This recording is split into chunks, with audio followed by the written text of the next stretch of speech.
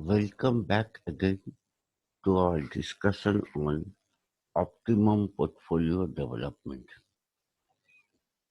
Already you have got some idea about how in the Markowitz model an optimum portfolio of risk equity share is formed. Basically, we consider different types of portfolios from the listed securities of the stock markets. All risk and return of all those portfolios are calculated. Then a diagram is drawn where x-axis indicates risk and y-axis indicates expected return.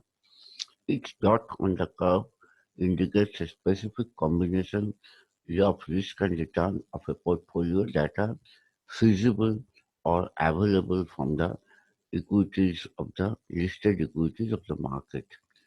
So considering the cluster of all those dots, we can create a zone which is called feasible zone. Any dots on this zone is achievable. Now, out of all those dots, you have to select the best one. For that, you have to do the screening process. In first screening process, you will identify the efficient area of the feasible zone. Efficient area of the feasible zone means the dots against which no other dots exist in the feasible zone, which is less than risk, less in risk but equal in return, or providing more return at same risk. So after identifying that efficient frontier, you ignore all the dots in the inefficient frontier. That means you have to select a particular dot of the efficient frontier where you are getting optimum return against a given risk. So for selecting that, you have to know the indifference curve or risk return preference curve of the particular investors. It is actually a series of indifference curve of risk and return. Each indifference curve will indicate a specific utility level, and the shape of the indifference curve will depend upon the preference of risk return of a particular individual. It will vary from individual to individual. Therefore, optimum portfolio will also vary from individual to individual. Now, go on plotting those indifference curves one by one in the efficient frontier, and ultimately you will get an indifference curve which is tangent with the efficient frontier. Just select the tangent point which will indicate the optimum portfolio. That was our concept that we have discussed in detail in our previous lecture. Now, whatever we have discussed, that we are showing you now with the help of a diagram. Look at this diagram in the slide. It is an area where you will get lots of dots.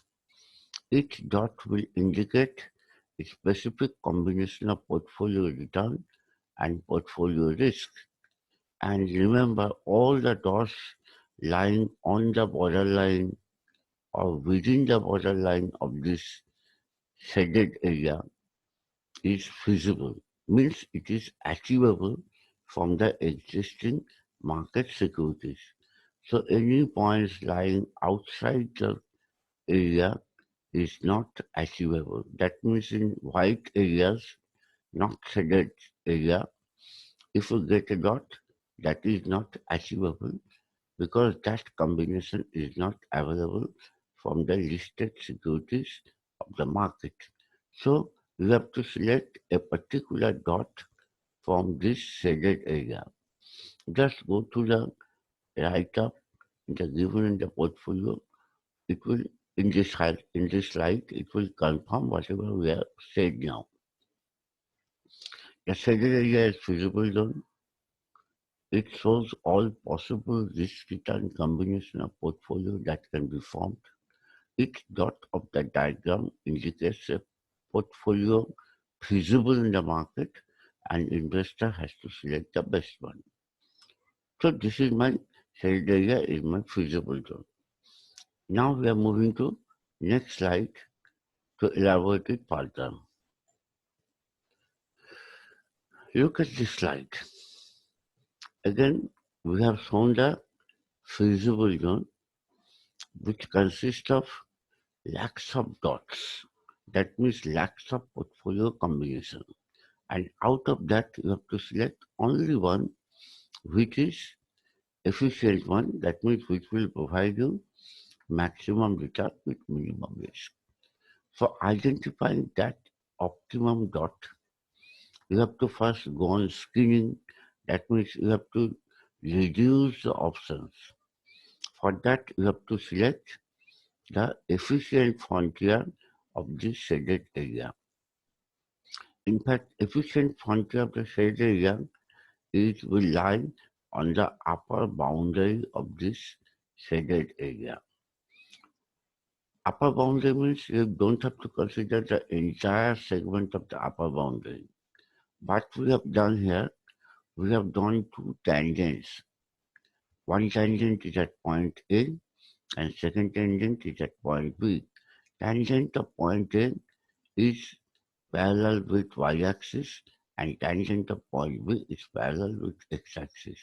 So any point lying on the border, upper border of the segment AB will be efficient because without any point lying outside this AB segment will be inefficient because we can get another portfolio combination better than one in the efficient frontier. Suppose a point E, which is not on the segment AB, but in the feasible zone. So this E combination will not be efficient because if we move horizontally leftward, then we are getting a point D, which is lying on the upper border segment AB. Now you compare D and E. You will observe that expected return of point D and E are equal. But the risk of point D is much less than the risk of point E. That means at point D, you are getting same return at less risk. So definitely D is efficient than E. So in this manner, any point lying outside AB will be inefficient.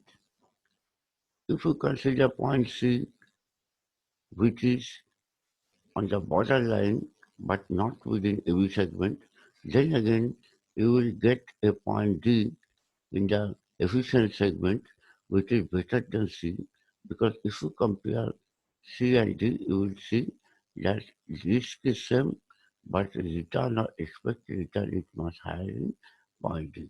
So only AB segment of the upper border is efficient. So ignore all of the dots in the shaded area, only concentrate the dots in the upper segment AB. Out of that, select the one which will be the optimum. Now, how it will be done?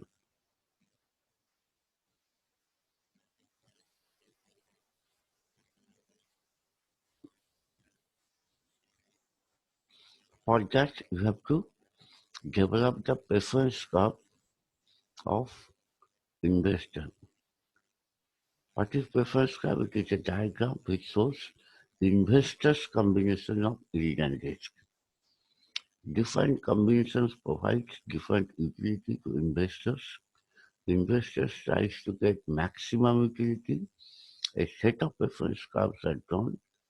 Each indifference curve indicates a particular utility combination, and set higher the indifference curve, more will be the satisfaction.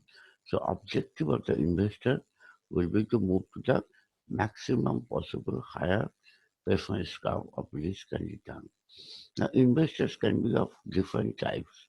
Some are risk lover, some are risk averter. Again, in risk averter, there are two categories, diversifier and plunger.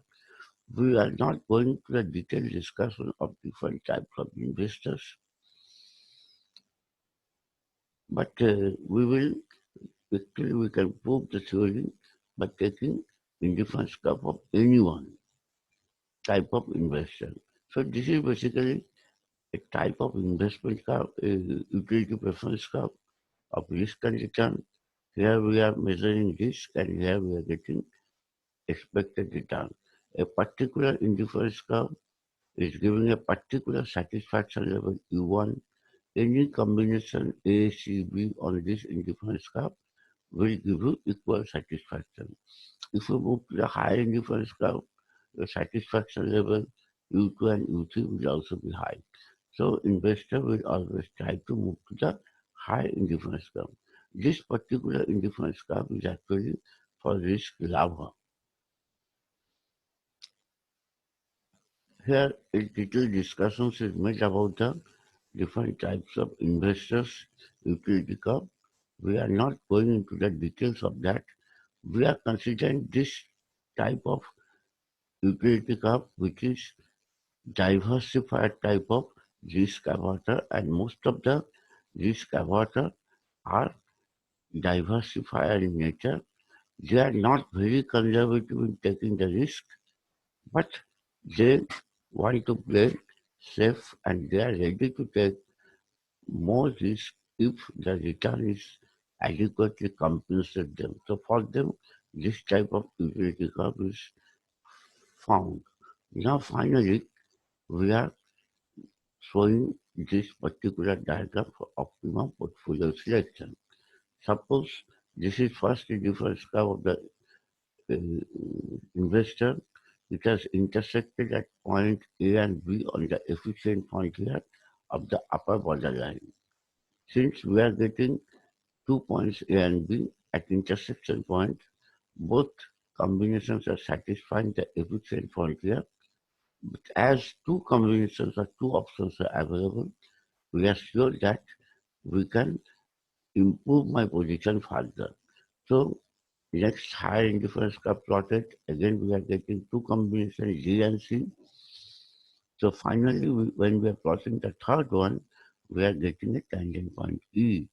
This is the optimum point and this is the optimum portfolio of equities where expected return will be ER and expected risk will be sigma R star. So this is the Markovitch optimum portfolio selection theory. I think the idea is clear. In our next presentation, we will discuss some other areas like security, market line SML and CML. That's all for today.